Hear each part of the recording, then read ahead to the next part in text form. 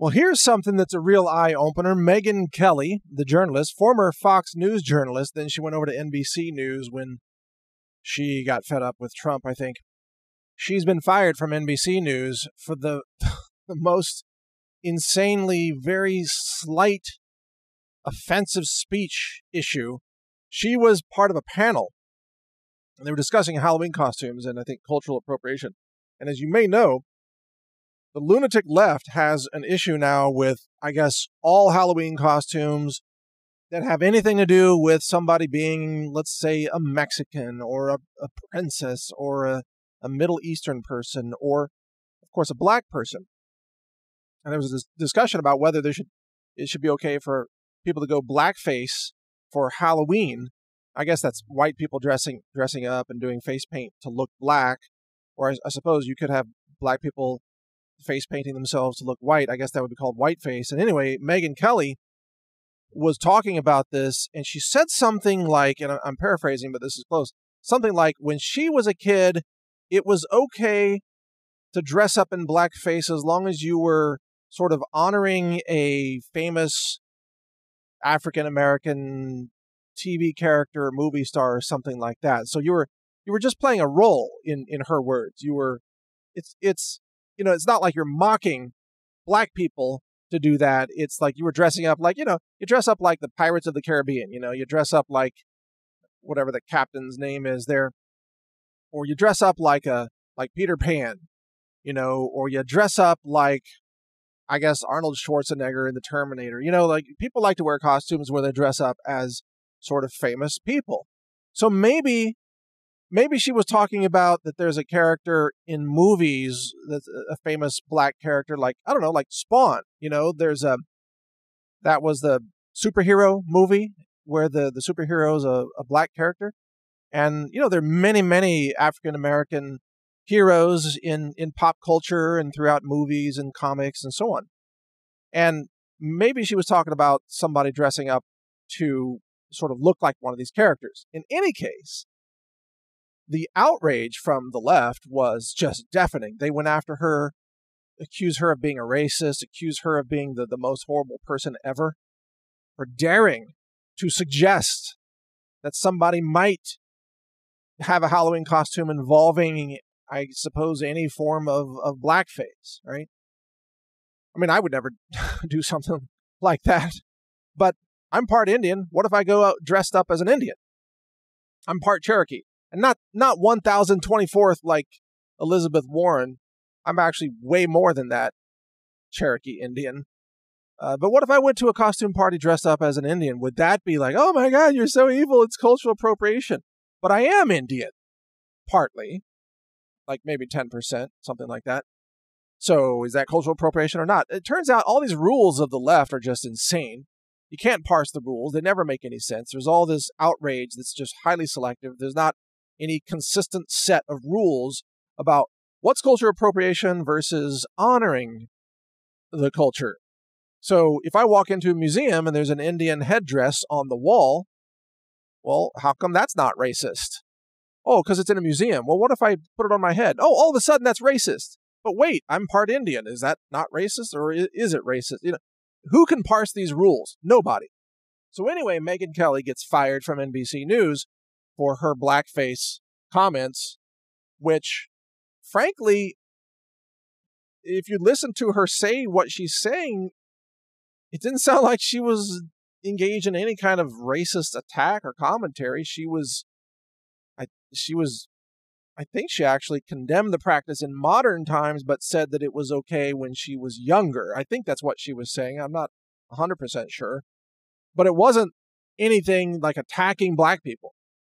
And it wasn't encouraging white people to paint their faces black and go out and pretend to be black people.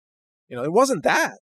It was something much less than that. It was almost just a casual comment as part of the context of a much bigger discussion about why blackface is bad in modern day Halloween, according to the rules of the left. So she gets fired for this. And that's after she was forced to make this major on-air apology, pleading with people, oh my God, and cried on air, I'm so sorry, She was like, I'm so sorry. Didn't mean to offend anyone, blah, blah, blah. The usual apologies that they give for this stuff. And she got fired anyway, which proves the point that when she left Fox News, she thought she was going to go to a safe space. The safe space of the liberal-run NBC News network, where liberals are in charge and women will be safe. And it turns out, if you're a woman and you mention the word blackface, even when you're not condoning it and you're not endorsing it, you just mention it, or you say that it used to be okay when you were kids. If you're honoring a well-known character, let's say, if you say that, all of a sudden you're the enemy of the left. So she's out. Now she's going to get her full payout. I think it's $60-something million, $69 million maybe. She's going to get a lot of money, but she's out. And so now she can't go back to Fox News because she burned those bridges. She attacked Trump. She did a hit piece on many different conservatives in the news space. She attacked them. Now she's offended the leftists accidentally by with her blackface comment. So now she's got nowhere to go. It just goes to show you that you have to bow down to every little demand. You cannot sway one iota from the demands of the left, or you will be ostracized. You will be demonized, which is, of course, totally insane. Because those of us who are pro-liberty and pro-America, and we love the human race, and like myself, I've always said we're all black people and white people together. All of our ancestors were black people from Africa. I've talked about that many times. We're brothers and sisters. Why do people have to divide everybody based on color? It's insane. I look at someone whose skin happens to be a darker color. I don't think of them as a black person, skin with dark color. Just a fellow human being. My question is, do you support liberty? Are you part of the solution for humanity and long-term sustainability through individual liberty, or are you promoting tyranny and authoritarianism, taking away people's rights and so on? And I'm the one I did the lecture called, what was it called? The Science Agenda to Exterminate Blacks. And that lecture talked about the multiple attacks on people of African heritage through the food supply, through the medical system, through the abortion industry, infertility drugs, vaccines laced with spontaneous abortion drugs, given only to black women in Africa, for example.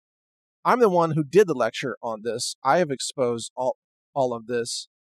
And I see people of all races and colors as just fellow human beings. And that's the proper way, I think, to look at all this. And in that context, if I see someone in a Halloween costume and they're dressed up like honoring a Mexican hero from the past or something, they have a sombrero and they have a Mexican mustache, I don't say, oh, I'm condemning you for cultural appropriation. No. You don't know what their reasons are. Maybe they're honoring a Mexican war general in history or something. Who knows? You can't just leap to these conclusions. You don't know. Even someone dressed up as a black person, maybe they're honoring Martin Luther King or something. Not making fun of Martin Luther King, but actually honoring that part of history and honoring the principles of Martin Luther King. What if a black person dresses up as a white hero of history? Like, I don't know, who's a white hero of history? Let's say Einstein. Most people would consider Einstein to be white, although today we would call him an immigrant because he's obviously was not American at first. He was an immigrant. But if a black person dresses up like Einstein, is that racist? Is that cultural appropriation? They paint their face white and wear a big gray wig and glasses and do the Einstein impression. Is that racist? Well, not if they're honoring Einstein, right? What if you dress up as Michael Jackson because you love Michael Jackson music? And I gotta admit, I'm a fan of Michael Jackson's music. I grew up with a lot of Michael Jackson albums, like Thriller, for example, and other earlier albums from Michael Jackson. We used to play his music in our household. You know, you just dance around to Michael Jackson. He's great. And I grew up in a kind of environment. We had friends who had white skin. We had friends who had dark skin. We had friends who had medium grade skin. You don't think about it. It wasn't part of the definition of who we were. It's just, these are our friends. These are our teammates on the track team. I ran track in high school. And, thank God we had some very, very athletic individuals on the team who happen to have dark skin. But you don't think about that on your team. Just like, these are my teammates. We're trying to win. We're on the 400-meter relay. And, thank God the last leg of that relay is handled by this guy. His name was Lewis, who was like the fastest runner we'd ever seen. And he was a black dude, and he was like super fast. Awesome. And we'd have like a group dinner after a track meet, or sometimes a lunch before the track meet. All of us on the track team, we're on the varsity track team. We'd be in a restaurant hanging out together, just joking around together, having fun. High school kids, we're on the track. We don't think about, oh, that person's black, that person's white, that's cultural appropriation. The white person has dreadlocks. That's bad. No, we weren't doing any of that stuff. That's nonsense. That's totally insane. But that's the way everything runs today.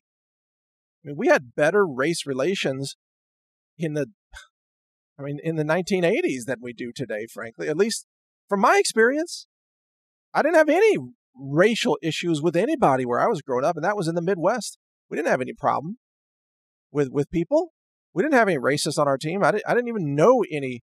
Well, wait a second. I do remember there was one guy who was a classmate in my class. Now I remember, that told like an N-word joke one time. I do remember that because I remember being a little shocked. Like, I was thinking, like, what are you here from the 1950s? Why are you saying things like that? Why? Because it was so alien to me. I still remember it, but I think that only happened once. I don't recall any other time hearing that. It was like an N-word joke, It's just a very, very bad, very senseless type of racist joke. But I think I only heard that one time growing up in the Midwest. And from one guy who was kind of a goofball anyway, obviously a racist goofball. The guy's probably dead from an opioid overdose by now. Who knows, right? There's always crazy people in every group, but there wasn't a culture of racism. So I don't even get this about how Megyn Kelly mentions blackface, and all of a sudden she has to resign, even though she mentioned this apology. It didn't sound to me like she was being overtly racist. And yet the hypersensitivity of the culture today turns practically everything into a racist. Someone would probably call me a racist even for just talking about this, even though what I'm describing here is how I grew up in a culture of absolute non-racist. I mean, just really racial unity, you could call it, racial cooperation, racial embracing many different cultures and races. By the way, one of my teammates, one of the best runners, was Filipino. And then another one of my friends, he was of German heritage. And so we had a Filipino, we had a German heritage guy who, of course, grew up in America. We had Lewis, who I already mentioned, who was African American and crazy fast. That dude could run like a 52-second quarter mile in the 10th grade. I mean, seriously, guy was insane. I think he won. Did he win state? I don't know. He was just crazy fast. Small, kind of Langley looking guy, by the way. I mean, not that tall. He wasn't a football player. He wasn't big and strong, but he was just quick. He was like a Bruce Lee looking kind of dude in terms of his muscle, just like thin and lean and muscular and just like crazy fast. He should have been a martial artist guy. I don't know what he's doing these days. Who knows? But the culture I grew up in, we didn't even think about being racist. It wasn't a topic. It wasn't a conversation. And yet today, everybody's just so focused on what's your skin color. Why does any of that matter? If we're supposed to be living in a tolerant society of equality, why are we even talking about skin color? I mean, I'm so far past that. People are not skin deep. People are much more than just the color of their skin. That's where we should be focusing our efforts. We should be looking at people's philosophy, people's ethics, morals, behavior. I welcome interacting with people of any race or any color or any religion even, or any national origin, if they support these important philosophical concepts of individual liberty and freedom and, sovereignty for America, things like that. These are the issues that matter. And that's the healthiest way to approach all of these things. So Megyn Kelly is a victim of her own desire to move to a liberal safe space. And she's destroyed herself by rejecting the ideas of liberty. And she's now a victim of the philosophically empty system that she tried to embrace, but which attacked and destroyed her, even as a woman, which tells you that when they say they're pro-women, no, they're not. Just being a woman gets superseded by your cultural appropriation, you see. So she's gone. And it's just a sad commentary, frankly, on just how vindictive the entire PC system has become in America today, where no one acts like an adult anymore. It's all just these childish accusations and leaps of intent that aren't rooted in reality at all. But thanks for listening here. Mike Adams. Hope I give you some interesting things to think about. You can read my website at naturalnews.com or watch my videos at Brighteon.com. Brighteon. BRIGHTEON.com. Thanks for listening. Learn more at healthrangerreport.com. Thank you for watching. If you want to support our mission, visit us at healthrangerstore.com for the world's largest selection of lab-verified superfood and nutritional products for healthy living. It's at healthrangerstore.com.